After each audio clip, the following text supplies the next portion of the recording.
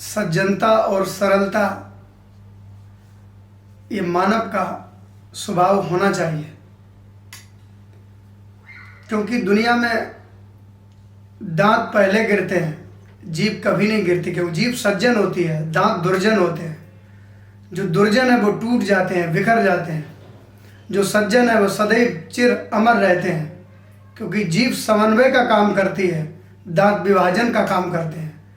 ऐसे ही जो समाज के अंदर जो तोड़ने का काम करते हैं, विभाजन का काम करते हैं, वो टूट जाते हैं, वो गिर जाते हैं। जो सज्जन है, जो समन्वय का काम करते हैं, वो अमर रहते हैं, सदियों तक लोग उन्हें याद करते हैं। इसलिए मानव का स्वरूप है सज्जन बनना, सरलता रहनी चाहिए। क्योंकि सागर कितना सरल है, असीम जल अगाध राशि होने के बाद इतनी अथाह जल राशि है, लेकिन फिर भी मर्यादा में रहता है।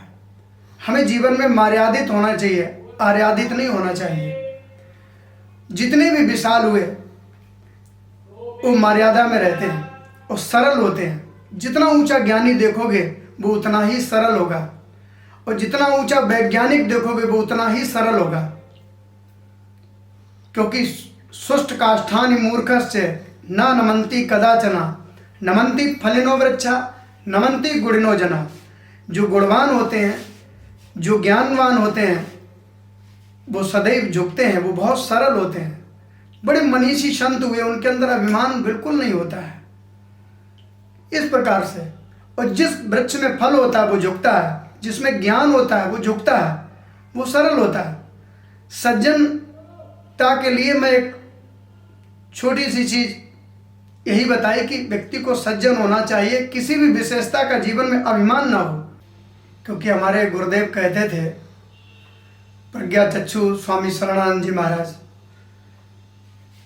कि मानवता में ही पूर्णता निहित है। आपको सिर्फ कुछ नहीं बनना है, केवल मानव बनना है।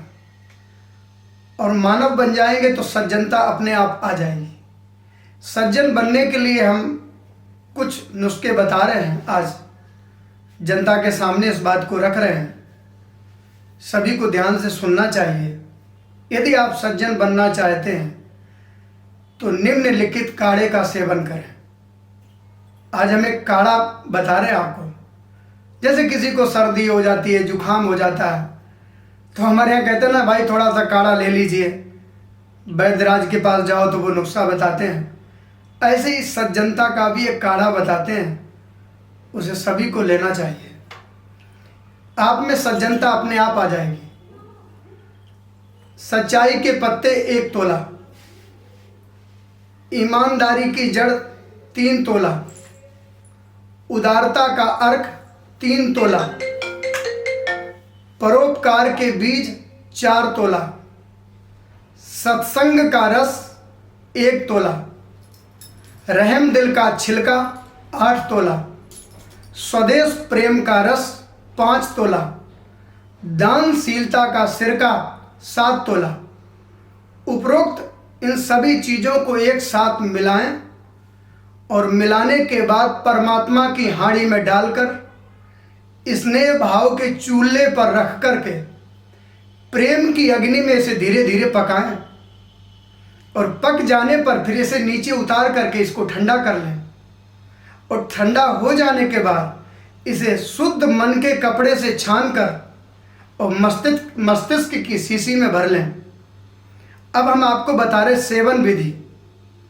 इसे प्रतिदिन संतोष रूपी गुलकंद के साथ इंसाफ की चम्मच से सुबह, दोपहर, शाम 3 बार इसको लेना चाहिए। अब थोड़ा परहेज भी बता देते हैं। क्रोध की मिर्च, अहंकार का तेल, स्वार्थ का घी, लोभ की मिठाई और वासना की खटाई और धोखे के पापड़ से हमेशा बच करके रहना चाहिए। हमेशा सज्जन बनने की कोशिश करना चाहिए। अपने अंदर कोई दुर्विचार नहीं आने देना चाहिए। शिव संकल्पा मस्तु, वेद भगवान कहते हैं, हमारे सुंदर संकल्प हो, हमारे अच्छे संकल्प हों, हमारे अच्छे विचार हों और महापुरुषों का संग किया जाए। संतों का संग ज़्यादा से ज़्यादा किया जाए, अपने आप सज्जनता आ जाएगी। आपको उस पगडंडी रास्ते पर चलने का अपने आप आपको एक नया हुनर प्राप्त हो जाएगा। इसी के साथ जय श्री कृष्ण, जय श्री राधे।